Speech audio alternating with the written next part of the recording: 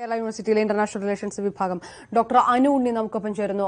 Doctor Anu ഉണ്ണി, എത്രത്തോളം അന്താരാഷ്ട്ര സമ്മർദ്ദം പാകിസ്ഥാന് മേൽ ചെലുത്താനാകും ഇന്ത്യക്ക് എന്നുള്ളത് ഉറ്റുനോക്കേണ്ടിയിരിക്കുന്നു? ആ വിഷയത്തിനകത്ത് ഇപ്പോൾ ലോകരാജ്യങ്ങളിൽ നിന്ന് ലഭിക്കുന്ന പിന്തുണ ഇന്ത്യ ഏറെക്കുറെ അതിൽ വിജയിച്ചിട്ടുണ്ട് എന്നുള്ള സൂചനകൾ നൽകുകയും ചെയ്യുന്നു. എങ്ങനെയാണ് അത് വിലയിരുത്തേണ്ടത്? ഇന്ത്യയെ സംബന്ധിച്ചിടത്തോളം ഇപ്പോൾ ഏറ്റവും അധികം നമുക്ക് മുന്നോട്ട് വയ്ക്കാൻ പറ്റുന്നത് നമുക്ക് എങ്ങനെ ഡിപ്ലോമാറ്റിക്കലി മറ്റ് രാഷ്ട്രങ്ങളുടെ പിന്തുണ ആർജിക്കാൻ കഴിയും എന്നുള്ളത് തന്നെയാണ്. ഒരു വലിയ പരിധിവരെ അമേരിക്കയുടെ പിന്തുണ ഈ വിഷയത്തിൽ ഇന്ത്യ ആർജിച്ചു കഴിഞ്ഞു. ട്രംപ് ഭരണകൂടം അദ്ദേഹം ഈ ഇന്ത്യക്കെതിരായിട്ടുണ്ടായ ഈ ആക്രമണത്തിന് എതിരെ പാകിസ്ഥാന് ശക്തമായിട്ടുള്ള സമ്മർദ്ദം പാകിസ്ഥാന് അദ്ദേഹം ഏർപ്പെടുത്തി കഴിഞ്ഞു.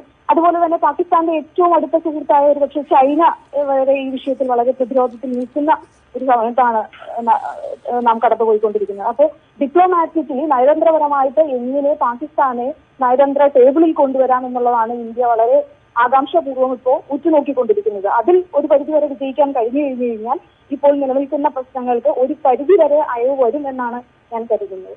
രണ്ടാമതായിട്ട് ഇതിൽ ചെയ്യാൻ പറ്റുന്ന ഒരു പ്രധാനപ്പെട്ട കാര്യം സാമ്പത്തികമായി എങ്ങനെ പാകിസ്ഥാനെ പ്രതിരോധത്തിലാക്കാം എന്നുള്ളതാണ്. കാരണം സാമ്പത്തികമായിട്ട് പാകിസ്ഥാൻ ഒരു പ്രതിസന്ധി ഘട്ടത്തിലൂടെ കടന്നുപോയിക്കൊണ്ടിരിക്കുന്ന സമയമാണ്. പാകിസ്ഥാനെ സംബന്ധിച്ചിടത്തോളം ഇന്റർനാഷണൽ മോണിറ്ററി ഫണ്ടിൽ നിന്നും അതുപോലെ തന്നെ വേൾഡ് ബാങ്കിൽ നിന്നും ഒക്കെയുള്ള സഹായം എന്ന് പറയുന്നത്, സാമ്പത്തിക സഹായം എന്ന് പറയുന്നത് വളരെ പ്രാധാന്യമർഹിക്കുന്ന ഒന്നാണ്.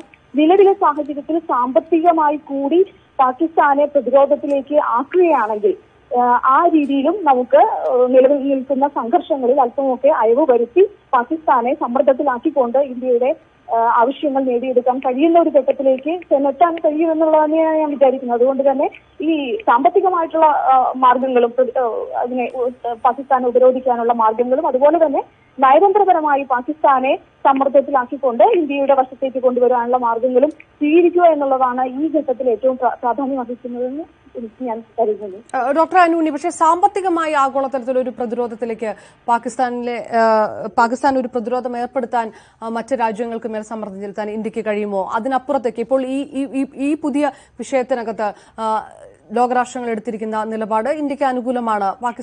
പക്ഷെ അത് പാകിസ്ഥാനെ പ്രത്യക്ഷത്തിൽ അപലപിച്ചുകൊണ്ടുള്ള നിലപാടല്ല ലോകരാഷ്ട്രങ്ങൾ എടുത്തിരിക്കുന്നത്. ഭീകര സംഘടനകൾക്കെതിരെ പാകിസ്ഥാൻ നിലപാട് എടുക്കണമെന്ന് പറയുമ്പോൾ പാകിസ്ഥാനെ കൃത്യമായി പ്രത്യക്ഷത്തിൽ അപലപിക്കുന്നുമില്ല ഈ രാജ്യങ്ങൾ. അപ്പോൾ ഒരു സാമ്പത്തികമായിട്ടുള്ള ഒരു ഒറ്റപ്പെടുത്തലിലേക്ക് പാകിസ്ഥാനെ ചെന്നെത്തിക്കുക എന്നുള്ളത് തന്നെയാണ് ഞാൻ വിചാരിക്കുന്നത്. പാകിസ്ഥാൻ ഇത്തരത്തിലുള്ള പ്രത്യാക്രമണങ്ങൾ തുടർന്നു കൊണ്ടുപോകുകയാണെങ്കിൽ മറ്റ് ഒരു പോംവഴിയും ഇന്ത്യക്ക് മുന്നിലില്ല. തീർച്ചയായിട്ടും ഒരു പരിധിവരെ ട്രംപ് ഭരണകൂടം ഇതിനു മുമ്പ് തന്നെ പാകിസ്ഥാന് നൽകിക്കൊണ്ടിരുന്ന വൻ തോതിലുള്ള $1 ബില്യൺ സഹായം എല്ലാം പലതും പിൻവലിക്കുകയാണ് ഉണ്ടായിട്ടുള്ളത്. കാരണം പാകിസ്ഥാനിലേക്ക് കൊടുക്കപ്പെടുന്ന ഈ ഫണ്ടുകൾ പലതും തീവ്രവാദ സംഘടനകളുടെ പ്രമോഷനും തീവ്രവാദ സംഘടനകൾ പാകിസ്ഥാനിൽ തന്നെ ഫ്ലറിഷ് ചെയ്യുന്നതിനുമാണ് പാകിസ്ഥാൻ പലപ്പോഴും ഈ ഫണ്ടുകളെല്ലാം ഡൈവേർട്ട് ചെയ്തിരിക്കുന്നത്.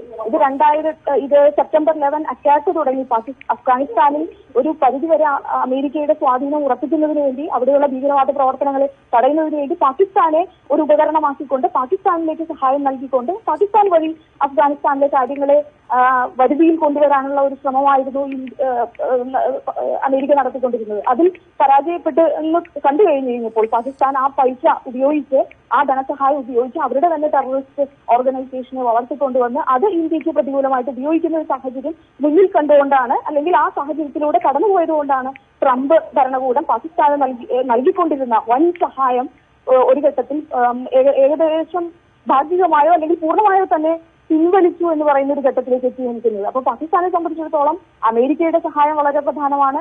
ചൈന എന്ന് പറയുന്നത് വളരെ പ്രധാനപ്പെട്ട ഒരു കക്ഷിയാണ്.